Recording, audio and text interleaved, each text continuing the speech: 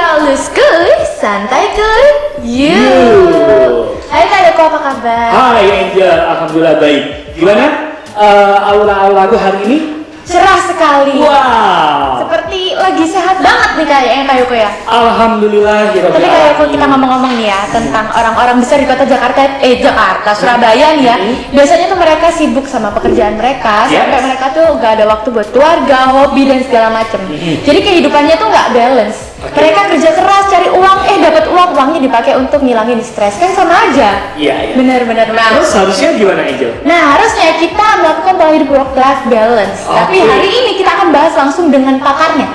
Oh, ya? Ya, pakarnya tentang work-life balance, yaitu Soraya Faradila SPSI, dan juga kita akan kedatangan teman dari Cheers. Yes. Siapa itu Kak Yoko? Ada Kak Rino. Kak Rino. Oke, nanti kita akan lebih dekat lagi dengan Kak Soraya dan Kak Rino. Tapi saya ingin sapa terlebih dahulu untuk Squid People semuanya. Apa kabar? Semoga selalu sehat ya, seperti kita semua yang ada di sini. Amin. Amin. Dan juga jangan lupa bahagia serta sukses selalu dalam hal apapun. Yang penting bermanfaat untuk diri kita, keluarga kita, orang-orang tercinta kita, dan lingkungan kita. Benar sekali. Oke, dan hari ini kita temani kembali di program podcast Kui, sebuah tayangan yang cukup menginspirasi, persembahan dari Surabaya TV di channel 44 HR, ataupun bisa disaksikan di channel YouTube Surabaya TV. Bekerja sama dengan siapa, Angel? Mas Pion Square. Dan merupakan sarana belanja yang ada di lokasi strategis, area parkir yang nyaman, luas, kemudian kelengkapan unit-unit tokonya juga lengkap serta hemat dan pokoknya keren semuanya. Betul sekali, semuanya ada di sini ya Kak Yoko ya. Kita mau belanja laptop, kebutuhan IT, baju mau makan di sini juga ada. Betul. Otomotif juga ada. Yes. Semuanya lengkap ada di Mas Pion Betul Square. sekali. Dan program acara podcast Kui juga disponsori oleh Mineral Water Cheers dengan kandungan alkaline yang tentunya cukup bermanfaat untuk tubuh kita. Ini kalau berbicara tentang minum air mineral itu sangat penting sekali ya. Betul. Minimal 1,5 sampai 2 liter kayak gitu. Karena dengan rajin minum air mineral itu bisa meningkatkan sistem imun kita, memperlancar pencernaan, kemudian membuat tubuh kita semakin sehat, kulit kita semakin glowing.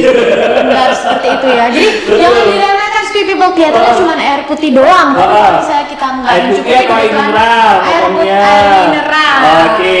Nah, kenapa sih harus minum air Cheers? Di episode kemarin kita sudah bertemu dengan sahabat Cheers yaitu Bapak Haryanto. Iya. Udah panjang kali lebar gitu ya menjelaskan tentang manfaat minum air mineral Cheers dengan kandungan alkaline pH 8.5. Oke, jadi yang penasaran boleh ya dicek kembali channel YouTube dari Surabaya TV, dicari saja podcast pembicaraan kita bersama sahabat Bapak atau Kakak Haryanto. Hai Kakak Haryanto.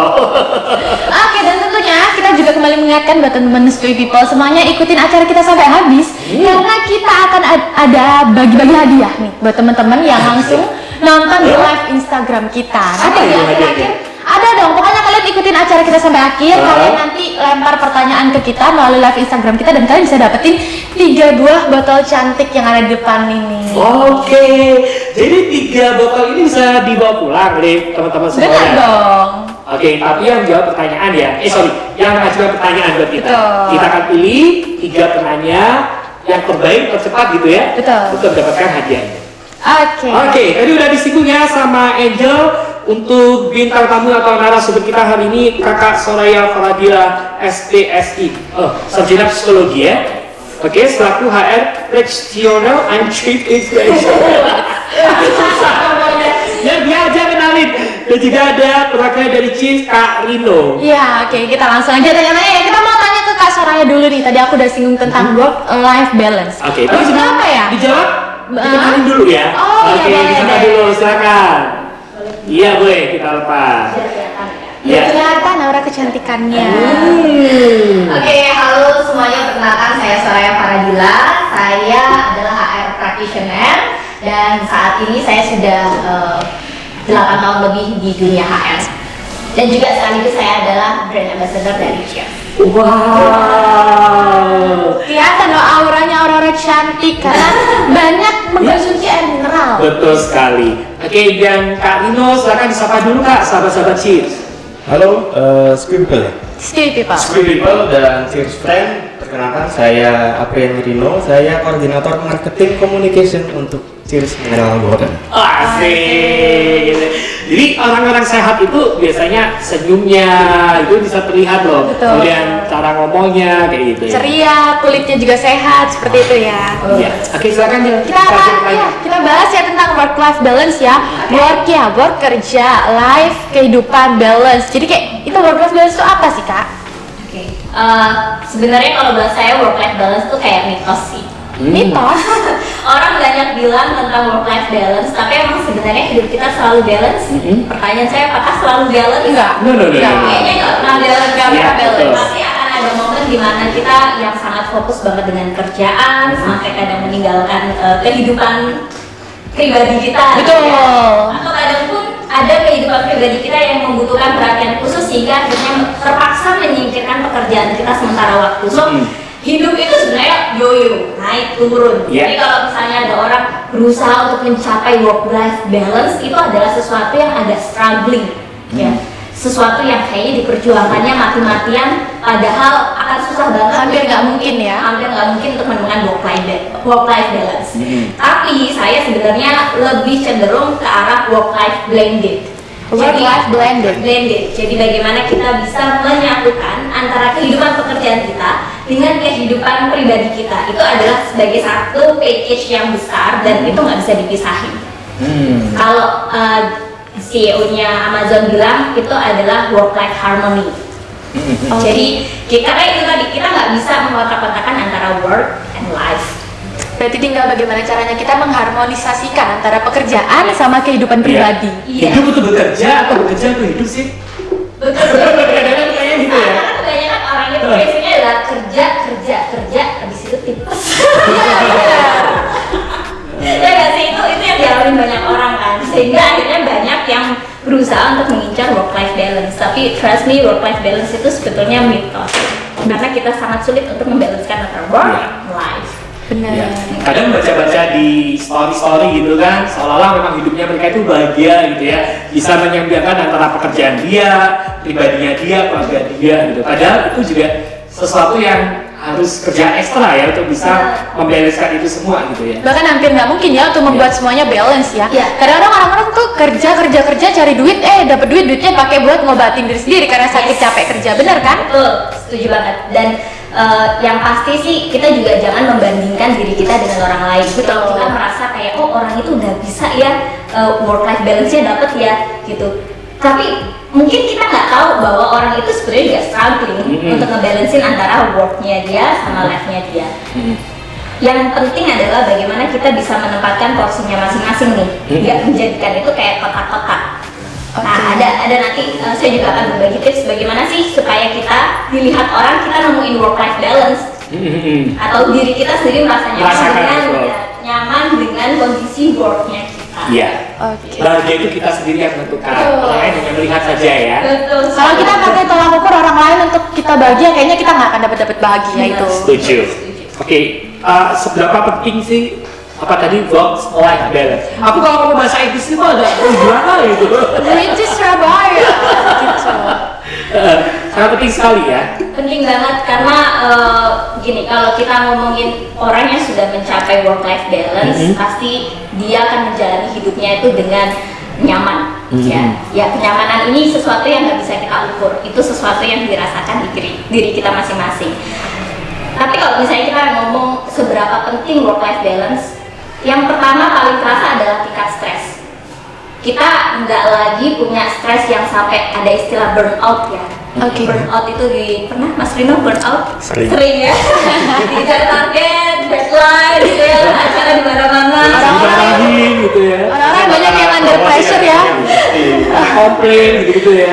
Terus ada kerja nggak kenal waktu gitu. Nah, ketika orang udah situasinya burnout, itu artinya dia sudah ya pasti nggak balance dan juga itu kan berpengaruhnya macam-macam, kesehatan juga, ya, gangguan tidur juga, terus gangguan makan juga. Dan saya juga pernah di sana, gitu. Saya pernah dalam situasi yang memang burnout banget. Artinya kerja saya nggak teratur, waktunya ya kadang makan siang rata-rata orang jam 12, saya bisa sampai jam 3. Ini kayaknya juga sama. Jadi kalau sudah pola makan terganggu, otomatis pola tidurnya jadi terganggu juga, dan itu dampaknya ke metabolisme tubuh juga. Dan apalagi kalau misalnya kita sampai kerja, kadang sampai lupa minum loh. Beneran? Iya. Saya pernah nih yang nggak puasa, tapi kerja dari pagi jam 8 sampai hampir jam 2, jam 3, belum istirahat sampai lupa minum juga. Nah, itu bahaya banget. Bahaya buat kita. Stres itu kan nanti bisa arahnya ke depresi ya. Betul. Ya, depresi, terus kemudian nanti kalau kita udah depresi, hubungan kita dengan orang lain juga terganggu, dengan keluarga terganggu, dengan teman terganggu, dan kita pun jadi orangnya toxic gitu loh. Betul. Toxic itu kayak kita ngeluarin negativitas ke orang. Gitu. Jadi gampang marah, gampang emosian. Itu dampak kenapa kita nggak nemuin work life balance, dan dampak kenapa pentingnya work life balance itu dalam kehidupan kita semua orang. Oke, jadi penting. Ya, kerja ada, pacaran iya, keluarga oke, gitu kan. Seneng-seneng iya, minum oke, gizi seimbang gitu loh, ya. Iya, dan supaya nggak stres ya kak ya. Tapi ya ngomong-ngomong Kamu nih, Kak. kerja kagak, bikin pacar aja. Ya punya. Tapi kak aku mau nanya nih ya kak, yang namanya work life balance itu kan tadi katanya nggak ada. Yang ada tuh namanya work life blended. Nah gimana caranya supaya semua kehidupan kita tuh bisa ke blended dengan baik kalau menurut Kak Soraya sendiri? Oke. Mungkin Mas Rino mau cerita dulu dari pengalamannya. Pengalaman pribadi nih kayaknya ya. Khususnya buat apa yang saya alami ya, kalau untuk anak-anak promosi kan biasanya kita aktivitas lebih banyak tuh di weekend. Oh justru di weekend ya, Justru weekend yang ketika bisa orang-orang malam itu- minggu bisa nonton sama pacar, mestinya nggak bisa, kasihan ya. Itu dia. Jadi justru di saat ketika orang-orang itu istirahat, anak promosi ini kerja. Kerja, oke. Nah di situ sosial life kita keganggu, love life Work life juga. keganggu, begitu.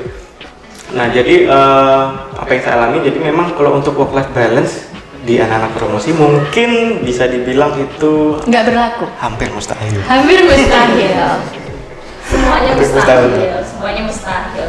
Tapi tergantung lagi, ketika itu sudah jadi passion kita, mungkin bisa jadi tingkat stres itu justru bisa mungkin dilupakan saja. Iya. Ya.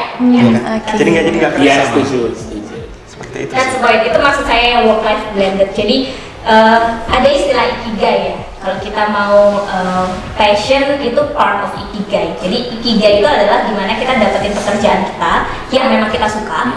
Kita memang dibayar untuk itu. Kita bisa bersenang-senang di pekerjaan itu, dan pekerjaan itu ternyata juga memberikan value ke orang lain. Buat diri kita iya, buat orang lain juga iya. Iya. Itu istilahnya ikigai dari orang Jepang ya. Dan kalau kita mau dapetin work life balance, key-nya adalah ya found your ikigai first gitu. Kalau kita udah dapetin ikigai kita apa, contoh misalnya Mas Rino itu ikigainya dia di dunia marketing and promotion gitu. Dan ketika dia bekerja, dia udah nggak merasa kerja, Iya. always have fun. Ini kayak aku main aja dibayar, Iya. gitu kan? Main dibayar, dan ternyata kemudian aku juga bisa memberikan value nih ke orang dengan ikut podcast seperti ini, Iya. atau mungkin dengan event-event yang lain kerja sama Cheers. Itu orang-orang yang bisa nemuin seperti itulah yang dia akan dapetin yang namanya work life balance. Oh, berarti work life balance itu tentang bagaimana cara kita mencintai apa yang kita kerjakan. Yes. Supaya yang kita kerjakan tuh nggak menjadi beban. Betul. Dan Oh. kita juga akan mudah membagi porsinya masing-masing tanpa merasa tadi burnout, Iya. stres itu pasti ada. Cuman takarannya akan berkurang ketika kita sudah menyukai, mencintai, dan bisa bersenang-senang dengan pekerjaan kita. Itu pasti orang nggak akan mikirin waktu untuk, oh ya saya harus bagi waktu untuk ini, karena bagi waktu itu akan sangat susah. Setiap orang adalah punya waktu yang sama ya, 24 jam. Betul. Kalau ada yang bilang, oke kita 8 jam kerja, 8 jam tidur, 8 jam untuk yang lain-lain, nggak bisa kayak gitu juga. Iya. Betul. Somehow di luar jam kerja pun kita juga masih harus mikirin pekerjaan. Betul. Kalau kitanya ketika sudah di luar jam kerja males mikirin kerjaan, artinya kita masih belum dapetin tadi ikigai atau passionnya Oke, kita. ya. Itu yang ngerasain kan kita ya. Kadang orang lain kan tidak melihat itu. Kadang-kadang kamu kok kerja terus sih gitu kan. Kapan liburannya gitu kan. Padahal kita tidak protes akan hal itu. Aku loh happy gitu kan. Ini aku bekerja sesuai dengan passion, hobiku gitu. Itu gimana ya Kak untuk bisa meyakinkan mereka? Tapi nggak perlu diyakinkan juga sih sebetulnya. Iya, Ya. ya. Boleh diyakin. Gimana Kak Nino pengalamannya? Kadang-kadang kan pasti protes kan pacar. Pacar protes nih. Kamu kerja terus gitu Ya, ya. padahal Kang Inungnya menikmati gitu ya, 3S-nya tadi, es campur, es dawet, es teh gitu ya. Kelihatannya Silakan. menikmati. Kelihatannya menikmati gitu. Oh, menikmati. Padahal setengah mati ya. Oke. Terus sudah menyeimbangkan itu semua gimana Kak? Oke. Menyeimbangkan hidup itu sebenarnya yang tahu pertama adalah kenalin dulu diri kita sih. Yes. Ya. Contoh misalnya saya atau Mas Rino, kita kenal kita sukanya apa. Terus kita lihat apa kekuatan diri kita, apa kelemahan diri kita. Pokoknya kenalin dulu lah. Nah ini sebenarnya problem dari banyak orang yang saya temuin ya. Mereka merasa kayak oh ini adalah passion saya gitu. Tapi ngerasa kayak ketika udah ngejalanin, entah itu mereka mikir kayak mau berubah passion, tapi sebenarnya karena dia betul-betul nggak tahu dirinya dia itu senangnya di mana. Karena kalau ngomongin passion nggak selalu stagnan di satu bidang ya. Betul. Percaya Mas Rino ya. Yep. Kadang kita bisa aja sekarang di bidangnya Mas Rino misalnya marketing, tapi maybe someday mungkin jadi entrepreneur, who knows gitu. Direktur, ya, usaha, ya punya supermarket di mana-mana. Amin. Nah itu kan yang kita bisa lihat bahwa passion itu mudah berubah tergantung dengan kondisi zaman perkembangan ya. Tapi diri kita yang tahu bahwa kita ini lagi kondisi yang suka sama kerjaan ini apa enggak gitu. Dan kalau kita nggak kenal diri kita seperti apa, tadi kunci sebenarnya kalau mau nemuin work life balance adalah ikigai. So you never find your ikigai karena kamu nggak ngerti diri kamu maunya apa. Gitu. Saya pun misalnya dari perjalanan karir ya mungkin lebih dari 13 tahun pernah di beberapa pekerjaan juga sampai akhirnya jatuh hati di dunia HR. Dan ternyata setelah udah jatuh hati di dunia HR pun saya masih belum menemukan passion saya juga. Maksudnya bidang apa sih? Karena dunia HR itu banyak banget. Dunia HR itu luas juga dan mungkin baru 3 tahun terakhir saya tahu bahwa saya tuh suka dunia talent development, organization development, learning and development. Karena pada saat saya melakukan itu bukan hanya saya bisa bersenang-senang, tapi juga saya bisa kasih value ke orang. Dan itu sesuatu yang nggak bisa dijelasin dengan kata-kata. Sesuatu yang oke, saya dibayar, kerjaan ini saya dibayar, tapi saya juga dapetin kepuasan batin juga gitu. Nah itu jadi kuncinya kenalin diri sendiri. Dan yang kedua jalani pola hidup yang benar deh. Karena ketika kita sudah sadar kita menghabiskan banyak waktu kita untuk fokus pada pekerjaan tapi melalaikan makan siang misalnya sesimpel itu atau melalaikan minum ya itu jelas pengaruhnya lebih besar dibandingkan meskipun kita suka dengan pekerjaan kita enjoy tapi tubuhmu ini kan butuh asupan. Betul. Jangan sampai keasikan kerja tapi tubuh ini yang sudah berteriak-teriak aku butuh air gitu. Seperti kita, ini udah teriak kita. Udah mau butuh minum ya, butuh gitu. minum. Ujung-ujungnya nanti kerjaannya juga jatuhnya zong kan. Iya. Saya pun juga pernah ngalamin gitu. Jadi ketika lupa minum, oh ya, kenapa saya tiba-tiba kok blank ya? Ya karena ini kurang mineral, kurang fokus juga jatuhnya. Dan itu gawat banget. Jadi khususnya untuk orang-orang yang tinggal di perkotaan ya, itu sering mengalami dehidrasi yang tanpa disadari. Jadi kelihatannya dia nggak haus, tapi sebenarnya tubuhnya itu kekurangan cairan. Dan tiba-tiba sakit aja kayak gitu. Tiba-tiba sakit aja, karena di tubuh kita pun menurut situs yang pernah saya baca di Kementerian Kesehatan, paling nggak dalam 1 hari itu kita butuh 2,3 liter air setiap hari 2,3 supaya fungsi liter. organ 2,3. Banyak Jadi loh. saya tadi bilang 1, masih kurang Pak. masih kurang. Iya. Oke. Salah ya. Ternyata untuk kita dalam 1 hari minimal harus 2,3 liter. 2,3 liter. Saya kalau sudah 4 botol ini udah aman saya gitu aja sih. Akarnya saya botol. Ini kan 500 kan, 600. 550. Nah ini 3 gitu, oh aman dalam 1 hari gitu. Paling nggak sih. Kurang. Itu pun yang disarankan 2,3 liter. Oke, berarti 4 jam. Berarti kita ini memang sebenarnya masih awam ya Iya. tentang air minum ya. Kita nanti akan bahas-bahas lagi ya. Kayaknya saya baru minum deh. Minum dulu sebelum Kak Nino melanjutkan seperti apa sih 2,5 liter tadi itu ya. Iya. Dan dehidrasi ciri-cirinya itu kayak apa sih gitu kan. Iya, betul Oke, sekali. jadi kita minum dulu. Oke. Baik pemirsa, untuk yang lagi menyaksikan program acara ini yang melalui live Instagram, boleh bertanya kepada Kak Soraya ataupun Kak Nino ya. Dan nanti akan ada hadiah yang sudah disiapkan oleh Cheese Mineral Water dengan kandungan alkaline pH 8,5. Oke, kita minum dulu. Bismillah. Seger ya. Bos banget ya. Segar banget, alhamdulillah. Kembali ya, saya ingatkan kita tunggu untuk pemirsa yang menyaksikan tayangan ini melalui live Instagram. Oke, ada berapa hadiah, Angel? Ada 3 hadiah yang bisa kalian dapatkan nih. Di depan ini ada botol minum cantik-cantik yang bisa kalian dapatkan kalau kalian ngikutin acara kita sampai habis di live Instagram dan bertanya tentunya ya. Ya. Boleh dilanjut tadi Kak, ternyata saya salah Kak, 1,5 liter sampai 2 liter. Ternyata minimal 2,3 liter. Itu yang informasi pernah saya baca. Dan 60-70% tubuh kita itu kan di dalam situ terdiri atas air. Nah, ketika kita kekurangan air atau dehidrasi, itu nantinya akan mengganggu kerja dari organ vital yang ada di dalam tubuh.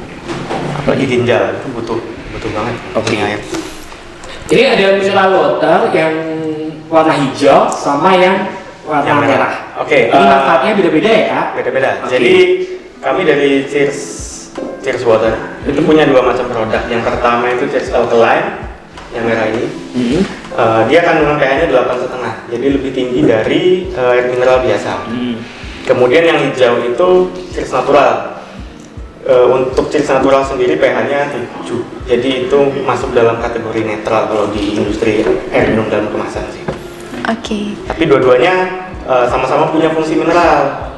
Jadi air itu kan di dalam industri air minum dalam kemasan saat ini setahu kami itu dibagi jadi 3 macam. Jadi ada air demineral. Jadi air demineral sendiri ada air yang kandungan mineralnya dibuang sehingga dia biasanya orang bilang itu air kosong karena memang kandungan mineralnya sengaja disaring dan dibuang dari dalamnya. Kemudian yang kedua ada pH netral atau pH 7, itu contohnya seperti Cheers Natural. Kemudian air alkaline seperti Cheers Alkaline ini dengan pH yang di atas 7 up to 8,5 ini. Oke, untuk air yang kita biasanya minum kan yang air yang pH-nya netral nih.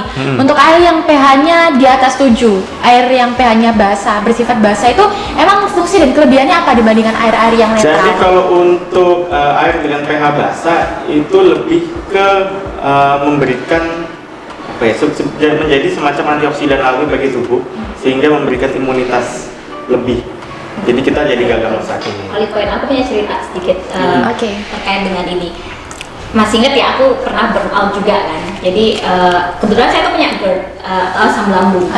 Jadi pengalaman saya karena saya stresnya tinggi, masalah kerjaan tadi, saya masih ya amburadul lah untuk bisa membagi porsi pikiran saya antara pekerjaan dengan kesehatan saya pribadi. Jadi saya tuh setiap pagi selalu dapetin asam lambung naik. Itu lumayan parah sih. Ini true story ya, true story banget. Sebuah testimoni. Tapi true story. Terus aku beberapa hari aku coba konsumsi Cheers lebih banyak ya, tadi 2 liter, jadi sehari ya pokoknya di atas 1,5 liter lah. Aku banyakin minum air putih, udah nggak minum yang lain, minum gula-gula juga aku kurangin, hanya fokus ke air putihnya aja. Dan memang efeknya akhirnya aku udah nggak lagi ngerasa mual-mual GERD-nya sembuh jadinya. Sembuh. Dan memang dari penelitian tuh ada, jadi GERD itu bisa terjadi karena kita kekurangan tadi alkaline, kekurangan mineral, terus kita stres juga. Dan hanya dengan minum air putih aja lebih sering itu membantu banget metabolisme kita tuh jadi lebih baik. Tapi make sense ya, karena kan ketika asam lambung kita naik, kita butuh dinetralkan dengan air yang asam basahnya tinggi. Karena ketika misalnya aku minum paginya pakai air misalnya teh gitu ya, teh manis apalagi, atau kopi, itu malah justru makin meningkatkan ini asam lambung. Jadi ketika hanya cuma minum air putih aja itu kayak netral banget, dan itu efeknya terasa. Dan soalnya aku masih sampai sekarang masih pakai Cheers juga karena khususnya yang warna merah ya. Jadi karena aku pernah punya kondisi yang aku punya asam lambung, dan ketika aku sudah pakai Cheers itu udah ngebantu banget. Lebih sehat ya? Lebih sehat. Apalagi buat kita yang working so hard gitu ya, itu harus. Makanya langsung diangkat sebagai brand ambassador. Itu kayaknya dapat jobnya seperti itu ya.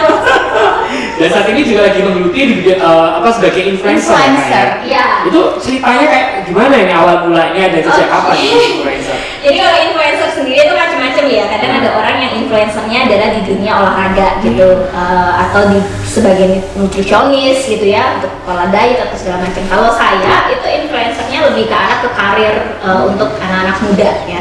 Saya punya program juga podcast Karir Topik Kaya di Udah kita ya. Platformnya apa nih kalau boleh tahu? platformnya pakai Spotify. Oke, iya. Spotify. Udah kita sebagai epicenternya tuh ada TV ya. Jadi di situ saya memang membagikan tips karir untuk anak-anak yang baru lulus kuliah atau yang lagi masih semester akhir. Oh, sesuai kuliah. background ya, karena seorang HR ya. Iya, karena saya kan di human resource ini mendapatkan keresahan ketika saya menemukan para job seeker yang masih anak muda baru lulus. Banyak banget yang mereka tuh butuh pendampingan sebetulnya. Jadi mungkin banyak ya program-program karir yang lain juga dari sesama praktisi bikin. Tapi kalau saya memang lebih ke personal. Jadi saya nggak fokus ke banyak orang, tapi coba deh bantu 1-2 orang sampai dia benar-benar dapetin karirnya dia gitu. And it's happen sih. Saya bikin juga karir kelas juga. Di karir kelas itu lebih fokus pada mempersiapkan bagaimana mereka yang sudah lulus untuk bisa diterima di dunia kerja, karena ilmunya banyak banget. Bahkan even kita yang sudah kerja aja, kita mau apply ke perusahaan lain pun masih banyak pengen tahu nih gimana caranya interview yang baik, gimana caranya prepare, CV-nya harus bagaimana.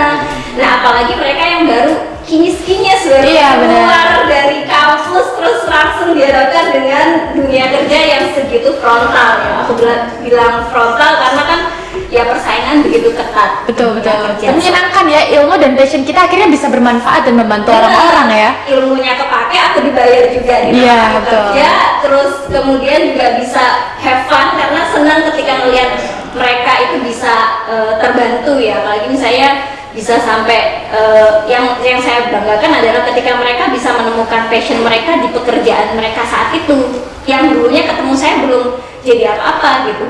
Ya itu yang membuat saya ngerasa tadi I found my ikigai, dan disinilah aku merasa pekerjaan saya punya nilai buat orang lain. Sehingga ketika saya bekerja di luar jam kerja pun nggak ada masalah, dimintain tolong pun it's okay gitu. Tapi saya tidak kehilangan tadi kehidupan sosial saya sendiri atau kehidupan pribadi saya sendiri. Saya bisa ngatur porsinya karena ya itu bagian dari hidup saya, menyelaraskan antara visi kita bekerja dengan visi hidup kita. Work life balance. Yes. Lu udah jadi influencer belum? Belum. Pengen. Aku juga pengen. Kayak apa sih setelah jadi influencer? Aduh, jadi influencer itu sebenarnya kalau orang bilang selebgram gitu ya. Selebgramnya gede banget kan? Iya, benar. Tapi sebenarnya gini, selebgram itu kalau cuma menghitung dari followers itu nggak bisa dibilang satu-satunya influencer patokan ya, ya, bisa karena ya? parameternya itu adalah bagaimana apa yang kita lakukan itu ngasih impact ke orang lain, dan itu berat sih. Beban moral besar sebagai kalau orang sampai ngelihat kita sebagai seorang influencer atau kita mengkreditkan diri kita sebagai influencer. So you should be someone yang kasih value ke orang lain dan Makanya sudah kamu berikan manfaat untuk orang lain. iya gitu ya? benar, dan ensure orang yang kita kasih value-nya bisa menerima dan merasa terbantu lah, meskipun itu cuma hanya sebatas contoh audio podcast yang saya bikin 10-15 menit. Tapi kalau mereka sudah sampai bilang, Kak, thank you ya buat podcastnya, itu sangat membantu sekali buat saya yang sekarang lagi magang nih gitu. Ya itu loh moralnya seorang influencer gitu. Apa yang kamu lakukan, apa yang kamu katakan itu akan diikuti oleh orang lain. Kita role model, dan kalau hidup kita nggak kita nggak tahu diri kita dengan baik, gimana kita bisa menginfluence orang lain. Tuh, baik dulu aja. Berarti kita sendirinya harus sudah udah bener dirinya. Gimana cara kita menginfluence orang lain kalau kitanya nggak bener? Kita menginfluence apa? Iya nggak sih? Benar-benar. Kita Semuanya semuanya influencer bagi anak-anak aja. Iya. Kan acara STS kamu Oh kan? iya. Walaupun Terima influencer kasih anak, kakak. Kita fotonya kak.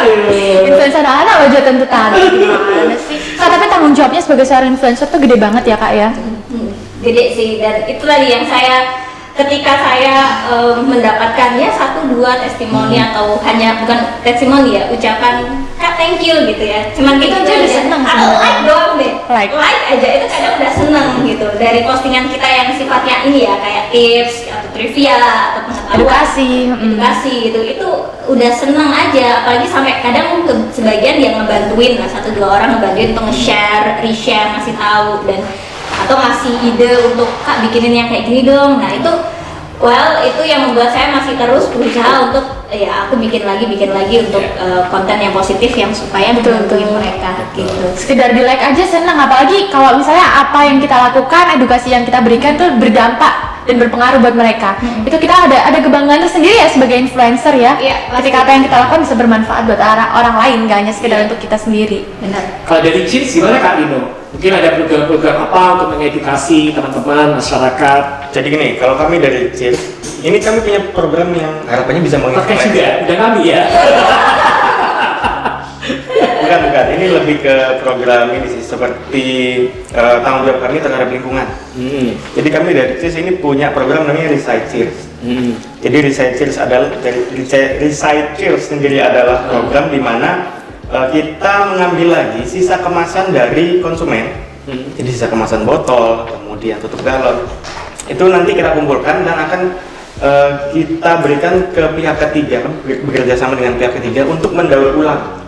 Jadi yang setelah kita minum ini masih bisa dimanfaatkan botolnya ini?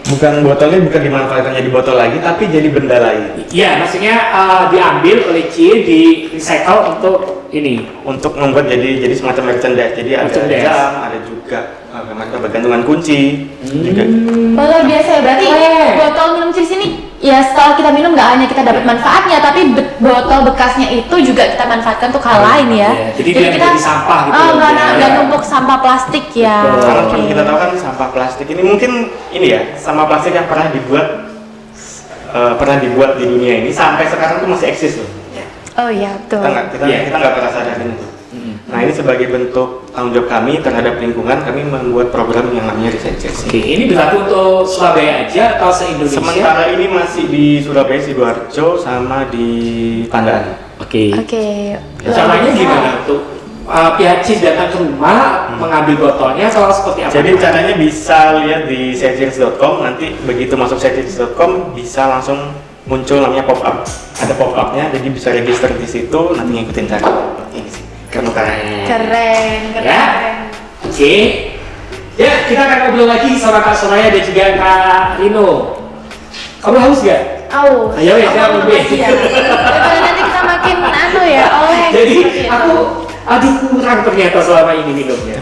Kirain ternyata cuma 1,5 sampai 2 liter, ternyata lebih dari itu ya.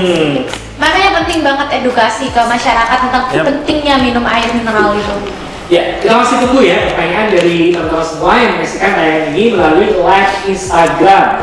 Dan kita sudah siapkan 3 merchandise tersebar dari Cheers Mineral Water. Oke, by the way udah ada pertanyaan masuk nih. Pertanyaan satu masuk dari Instagram @damar DAAAMMAARR. Hehe, panjang ya. Pertanyaannya gini nih Kak. Di masa pandemi Covid ini kan beberapa orang mungkin harus menjalani WFH. Nah, yang mana WFH ini rentan dengan kebosanan. Terus bagaimana caranya untuk tetap produktif walaupun bekerja di rumah? Menarik nih. Mungkin tadi sempat belum bahas ya WFH ya, kondisi pandemi. Nah, mungkin dulu di awal ketika orang tahu WFH, wah enak nih bisa kerja di rumah nih, aku bisa maksudnya nggak harus berangkat kerja, harus mandi dan segala macam gitu. Tapi itu juga ternyata setelah kita jalanin selama beberapa pekan, kita jadi ngerasa ternyata WFH itu juga tidak membuat work life balance. Betul. Malah justru makin awur-awur lagi. Karena kalau kita udah work from home itu udah gak lagi kenal jam kerja.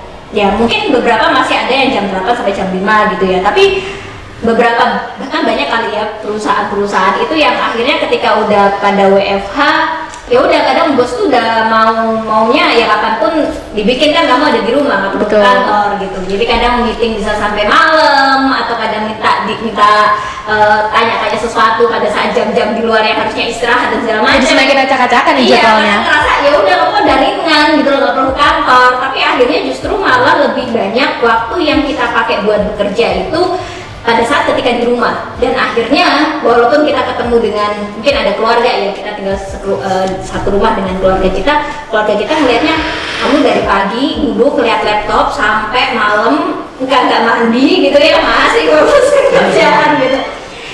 Dan itu tidak memandang siapapun ya, mereka yang misalnya sudah menikah atau punya anak, punya keluarga, atau mereka yang belum menikah masih single gitu, sama aja ya. Apalagi kalau misalnya kadang punya keluarga yang ada anaknya di rumah, wah tambah justru merasa nggak balance-nya banget. Betul. Karena kerjaannya ada tuntutan, anak-anaknya juga menuntut orang tuanya juga diajak main dan segala macam. Nah, solusinya sebenarnya adalah kalau kita misalnya yang posisinya belum berkeluarga, itu pasti memang lebih mudah ya. Mungkin kita harus menyeimbangkan dengan tidak hanya melihat ke laptop saja seharian di depan laptop gitu. Kita harus imbangkan dengan workout juga. Work hard but workout juga ya. Itu salah satu juga tips untuk kita bisa mencapai work life balance tadi, karena tadi butuh tubuh kita itu butuh juga gerak. Nah, ini pengalaman pribadi juga. Saya selama setahun pandemi ini ya, dan sudah menerapkan WFH, berat badan saya naik. Pasti ya. Karena gerakannya kan jadi berkurang. Betul. Nah, gitu. Kita yang kerjanya di depan laptop. Mungkin kalau sama Mas Rino nggak beda ya, keliling-keliling Masih keluarin energi ya. Ada cerita dia WFH nggak lewat.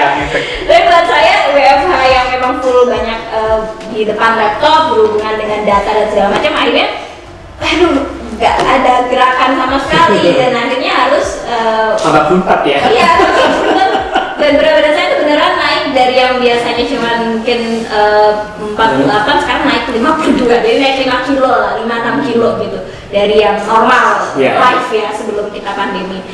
Itu sebenarnya juga udah nggak bagus karena banyak lemak yang numpuk di badan, ditimbun, pola hidup juga nggak benar juga. Gitu. Artinya sebenarnya WFH ini bukan malah bikin work life balance, malah semakin apa ya, aura-aura ya, karena kita jadi di rumah terus balance gitu. Kuncinya ya kita bukan kenalin diri kita dan sadar kalau kita udah terlalu matanya udah terlalu sering lihat laptop, ya harus beristirahat. Kemudian istirahat udah berarti tidur ya. Iya.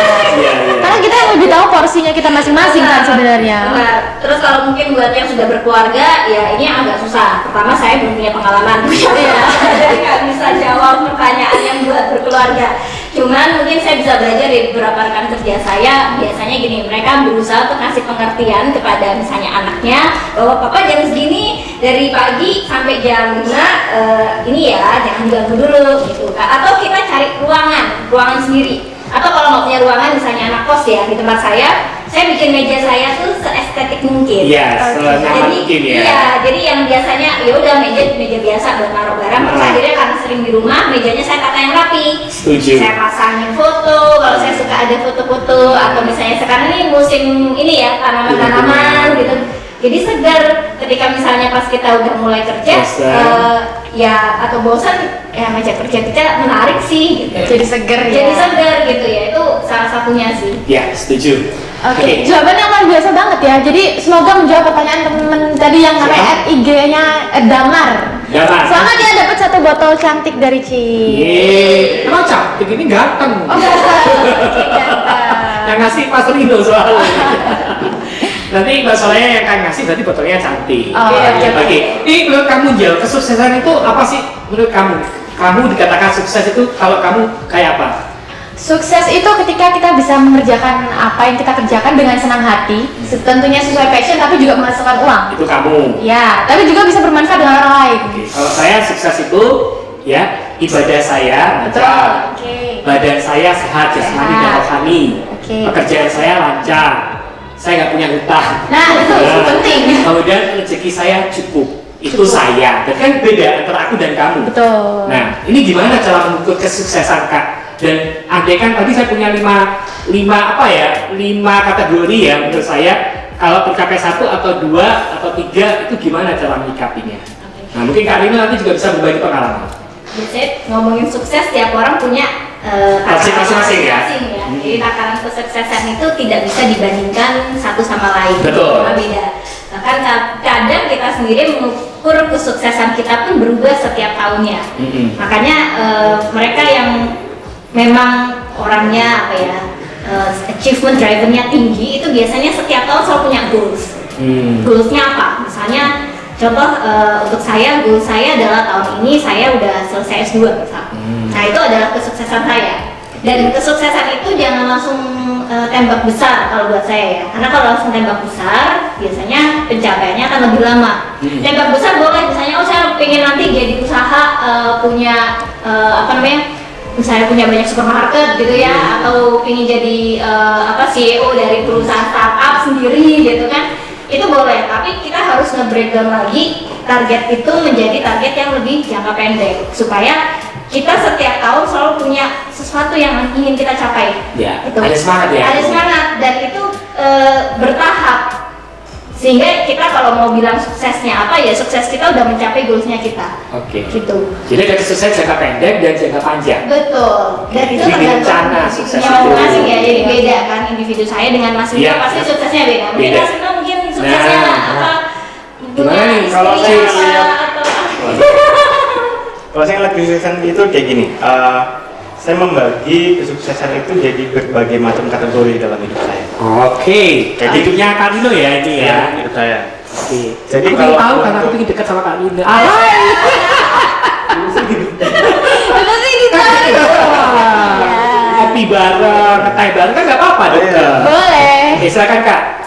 Jadi kalau misalkan gini, kalau untuk dalam hal pekerjaan, karena saya punya passion di bidang marketing, brand, dan promotion. Saya punya goals di masa depan itu pengen, misalnya saya pengen jadi brand manager nih. Di masa Amin, depan. mari kita aminkan. Nah, untuk mencapai brand manager ini kira-kira tahapnya apa aja sih? Misalkan saya pengen menguasai, oke dulu untuk event. Saya pengen menguasai soal event. Saya belajar event berapa lama dan saya sendiri menentukan, saya cukup sukses dalam belajar event ini tadi. Kemudian step selanjutnya apa? Selanjutnya mungkin digital marketing. Saya belajar lagi digital marketing, kemudian saya merasa bisa menguasai digital marketing cukup. Saya merasa sukses di sini. Sampai nanti di goals besarnya adalah itu tadi, cita-cita saya di masa depan apa. Nah, ketika nantinya mungkin saya mencapai apa yang saya inginkan, cita-citanya bisa jadi brand manager. Nanti kedepannya pasti punya ini lagi nih, Cita-cita lagi. cita-cita lagi. Benar. Kemudian itu kalau dari hal pekerjaan. Kemudian misalkan dari social life, saya pengen ngembangin network. Saya pengen punya teman ini, punya teman ini. Ketika saya punya teman yang sesuai dengan yang saya inginkan, saya merasa saya sukses di situ. Oke. Kemudian apa lagi? Love life, namanya love life. Oke, untuk love life goal saya apa sih? Misalkan dalam love life, saya pengen Menikah. nikah. Oke. Saya pengen nikah. Nah, tahu dong. Belum ya? Nggak apa-apa. Belum nikah. Nggak iklan. Bagi yang masih Jadi iklan. nomor di bawah ini ya. Oke, misalkan goal saya nikah. Untuk mencapai pernikahan ini saya Harus punya pacar harus punya dulu. kesuksesan apa aja sih? Oh iya, oke, Nah, harus punya kesuksesan, betul. Seperti itu sih. Tapi kalau saya pribadi, kesuksesan yang paling tinggi menurut saya adalah bisa berguna buat orang lain. Nah, luar biasa. Berarti sebenarnya untuk mencapai kesuksesan itu ada step-stepnya. Nggak langsung goals yang besar banget. Kecil-kecil untuk mencapai goals yang paling tinggi itu. Goal yang paling tinggi. Kalau dari Cin sendiri gimana nih? Apa nih? Kesuksesan untuk produk Cin ini sendiri sampai saat ini. Kalau untuk Cheers saat ini sendiri, kami saat ini dari tahap pengembangan distribusi ya tentunya. Jadi kedepannya Cheers ini bakal bisa dinikmati, harapannya bisa tersedia di mana aja sesuai dengan value perusahaan kami. Iya. Tersedia di mana-mana. Seperti itu sih. Siap. Oke, ngomong-ngomong nih ya, udah ada pertanyaan kedua yang masuk nih. Boleh. Pertanyaan kedua dari @mierxzd. Sorry susah ya. Langsung aja deh. Idealnya tuh kita membagi waktu antara kehidupan pribadi dengan pekerjaan itu seperti apa sih? Ini mungkin boleh deh dijawab dua-duanya. Oke, membagi antara kehidupan pekerjaan dengan pribadi. Tadi ya saya bilang balance itu bukan berarti berada di titik tengah. Jadi nggak bisa 50% 50%. Tapi yang membuat itu merasa balance adalah diri kita. Bahwa kita nyaman nggak pada saat di sela-sela pekerjaan ada gangguan, misalnya ditelepon sama keluarga, ditelepon sama pacar mungkin. Nah, kalau misalnya ternyata kondisinya tidak memungkinkan, ya kita harus menyampaikan bahwa kita masih ada meeting misalnya. Nanti ya setelah selesai meeting, nanti aku kontak lagi gitu. Karena kalau misalnya pada saat kamu meeting terus jawab tadi ya telepon dari pacar ya kan pasti orang kan rasa ini orang nggak profesional. Betul. Terus pada saat kita dengan pacar misalnya lagi pacaran atau sama keluarga ngumpul sama keluarga ngobrol-ngobrol terus kemudian ada bos telepon juga gitu atau WA minta tolong ada pekerjaan. Nah lihat dulu pada saat kondisi kita dengan keluarga atau kondisi kita dengan kehidupan pribadi kita apakah itu benar kondisi yang santai atau kondisi yang urgent. Misalnya urgent itu kalau keluarga kita ada yang sakit kita harus merawat gitu. Nah kalau misalnya keluarga yang sakit kita harus merawat ya kita harus sampaikan bahwa maaf pak saya nggak bisa karena lagi ada di rumah sakit atau ibu saya lagi sakit. Nah kita nggak suka. Iya. Kadang-kadang kita Betul. orang kejawen itu kan sungkan untuk ngomong gitu. Tapi sebenarnya kita harus paham skala prioritas juga ya. betul. Nah itu intinya adalah apa yang saya sampaikan tadi terkait dengan skala prioritas. Kita harus tahu mana yang penting, mana yang harus dikerjakan sekarang, mana yang nggak bisa dikerjakan sekarang, mana yang bisa dibantu sama orang lain gitu ya. Dan kalau mana yang memang harus kamu sendiri yang kerjakan, nah itu harus tahu porsinya masing-masing. Jadi kalau kita udah tahu oh ini penting dan harus saya yang kerjakan, ya kerjakan sekarang gitu. Apapun itu, mau itu pekerjaan atau mau itu kehidupan pribadi kita gitu. Dan ketika misalnya memang ada sesuatu hal gangguan, kita harus bisa berkomunikasi dengan baik ya, jangan asal menolak, jangan kemudian denial gitu ya atau membantah orang lain gitu. Itu justru akan berdampak buruk pada hubungan, ya hubungan antar antar pribadi gitu. Tapi kalau kita bisa menjalin komunikasi yang baik, relationship yang baik, kita bisa mengkombinkan antara work kita dan life kita juga. Mencapai work life balance itu tadi ya. Work life balance atau saya bilang work life blended gitu. Jadi enggak, karena pekerjaan kita juga sebenarnya bagian dari hidup kita loh, ya kan? Betul. Setuju. Kalau kita nggak kerja kita nggak bisa hidup.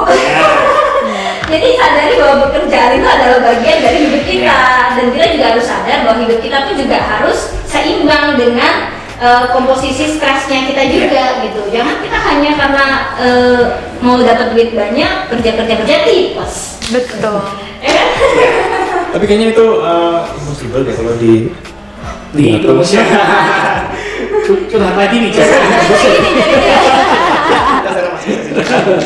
Iya. Gimana nih kalau orang markom gitu kan, ya marketing ataupun promotion kan dimanapun tempatnya, kapanpun kan nggak kenal waktu juga. Kayak mau telepon jam berapapun kan kita nggak bisa menolak juga.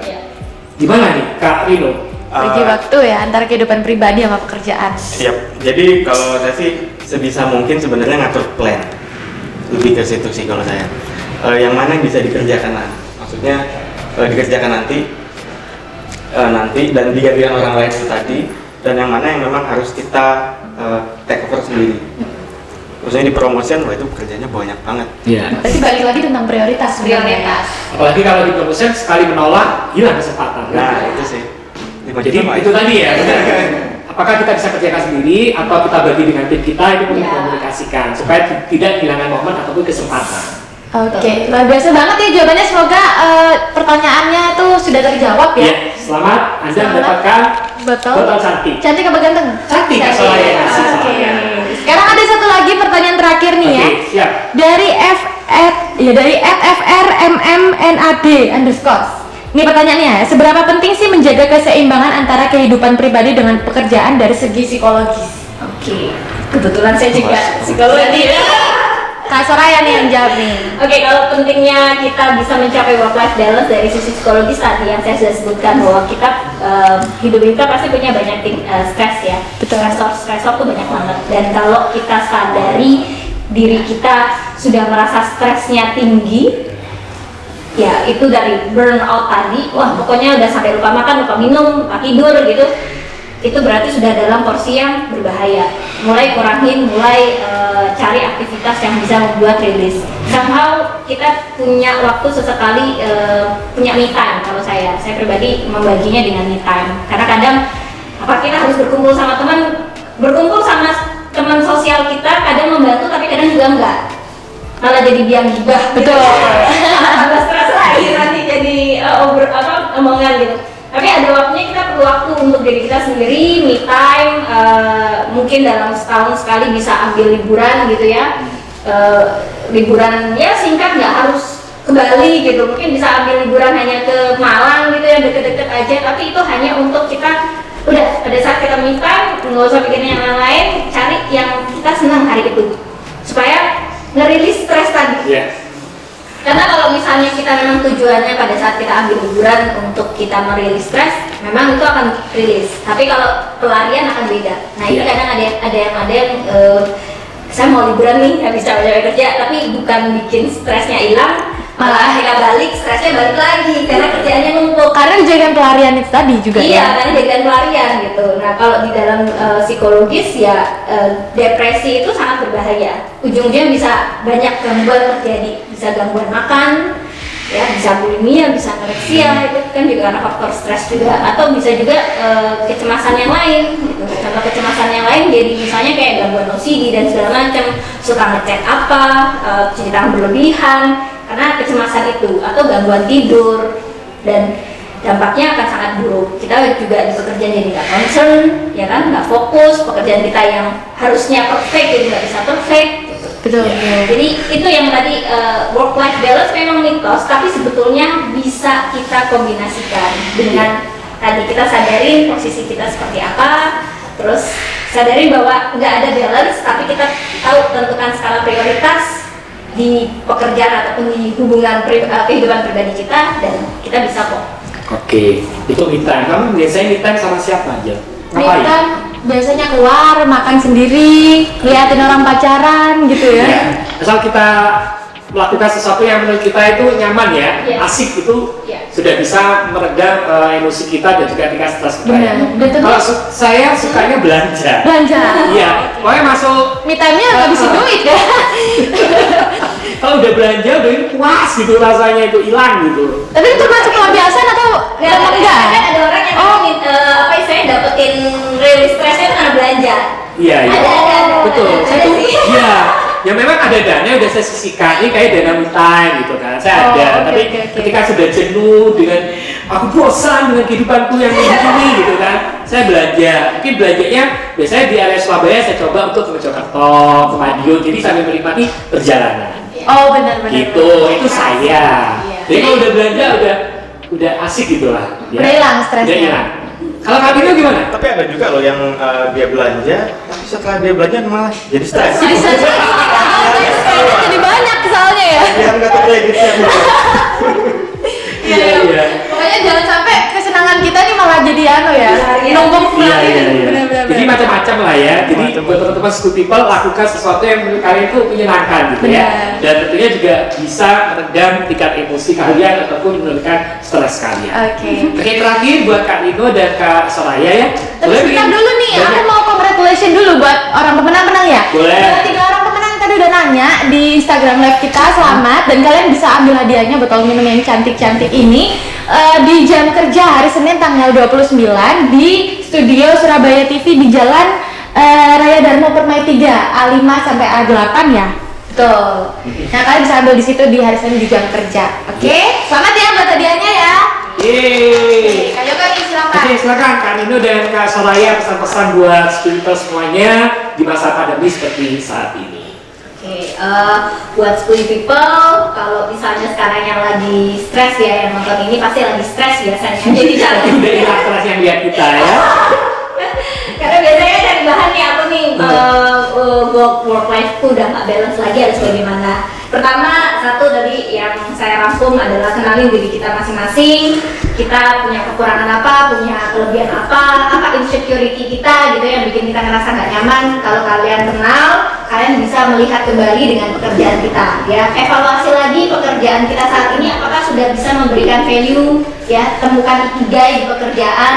Sudah sesuai passion kah? Kalian bisa bersenang-senang kah? Dan apakah itu juga kasih value ke orang lain? Kalau kalian sudah menemukan itu, otomatis ketika nanti kalian menjalani pekerjaan itu, kalian nggak terasa stress out gitu, karena ngerasa bahwa itu penting gitu, itu bagian dari hidup. Terus jangan lupa untuk selalu work hard tapi juga work out ya, karena kalau kita work hard aja, kalau kita nggak bergerak yang lain, ya tadi lemaknya naik, badan jadi gemuk, bisa menimbulkan obesitas gitu ya, dan akan mengganggu tubuh kita juga. Plus jangan lupa minum air mineral yang beralkalain supaya nanti bisa metabolisme kita jadi lebih baik lagi. Dan salah satu alasan kenapa orang juga tidak fokus ya, kemudian merasa hidupnya nggak balance juga karena kita kekurangan mineral gitu. Dan itu cukup dengan air mineral saja 2 liter per hari itu sudah bisa membantu kita untuk menjaga imunitas dan yang lain. Sehingga otomatis yang lain, kehidupan sosial kita, kehidupan pribadi kita juga akan menjadi lebih baik lagi. Luar biasa sekali ya. Untuk dari kakaknya nih. Oke, kalau dari saya sih, jadi mungkin work life balance itu penting. Jadi menjaga keseimbangan antara pekerjaan dan social life mungkin penting. Tapi penting juga kita menjaga keseimbangan air yang ada di dalam tubuh kita. Betul. Dengan minum air mineral supaya kerja fungsi organ di dalam tubuh kita jadi bisa normal dan bekerja lebih baik. Dan kita juga bisa jadi lebih tahan terhadap penyakit dan juga menjaga berat badan. Tuh. Jadi minum air itu sendiri juga ternyata bisa untuk menjaga berat badan kita agar tetap stabil sih. Oke, luar biasa banget ya. Semoga Squid People di episode kali ini kita dapat banyak banget pengetahuan tentang work life balance atau work life blended. Kita bisa terutama di masa pandemi jaga kesehatan dengan salah satunya juga minum Cheers Alkaline. Oke, terima kasih banyak Kak Soraya. Terima kasih. Pengetahuan yang cukup luar biasa buat saya juga. Betul, Ya. ya. Ternyata selama ini saya juga masih belum balance ya. Semoga kalian kedepannya kehidupan kita semakin Balance. Amin. Nah. Arino, thank you ya Kak. Terima kasih. Ya. Sukses ya Kak buat cheese-nya di kantor saya, di rumah saya selalu Oke, cheese. terima kasih. Oke, Squid, terima kasih banyak sudah menyaksikan program podcast Squid ya, yang tentunya dengan narasumber ataupun bintang tamu yang begitu luar biasa serta begitu memberikan inspirasi untuk kita semua. Semoga apa yang tadi disampaikan oleh Kak Soraya dan selaku influencer ya kan, Betul. dan juga Kak Nino dari Air Mineral Cheese bisa bermanfaat untuk kita semua. Amin. Amin. Oke, terima kasih juga untuk Surabaya TV yang selalu memberikan tayangan-tayangan yang menginspirasi, menghibur, dan juga mendidik. Dan terima kasih untuk Mas Pion Square, sarana belajar yang ada di Jalan Ahmad Yani nomor 73 Surabaya. Dan juga Mas Pion IT, Icon IT Indonesia. Thank you juga untuk Cheers Mineral Water dengan kandungan alkalan pH 8,5. Jangan lupa Squipple untuk senantiasa menerapkan protokol kesehatan. Silakan. Oke, supaya kita semua ini saling menjaga dan terhindar dari virus COVID-19, kita sebaiknya melakukan 3M ya. Yang pertama seperti ini, memakai masker seperti yang sudah dicontohkan sama Kak Yoko ya. Ini Memakai harus masker sampai- yang benar. Berarti dari mana nih Kak Yoko? Dari batang hidung, batang hidung. kemudian menutup mulut, tarik sampai ke dagu. Seperti ini ya, Squipple untuk Menutupi memakai masker semuanya. secara baik dan benar. Oke, yang kedua adalah mencuci tangan menggunakan sabun di bawah air mengalir. Dan yang ketiga adalah menjaga jarak aman. Minimal 1,5 meter. Dan untuk saat ini menghindari kerumunan terlebih dahulu ya. Betul. Oke, dan yang terpenting adalah saling berdoa semoga pandemi COVID-19 segera berakhir dan bumi tercinta kita. Saya Kakak Yoko. Dan saya Angel. Mohon maaf jika ada salah kata dan sikap yang kurang berkenan. Kita pamit ya. Thank you Kakak. Thank you Scoop People. Dadah. Salam sehat untuk seluruh keluarga Indonesia.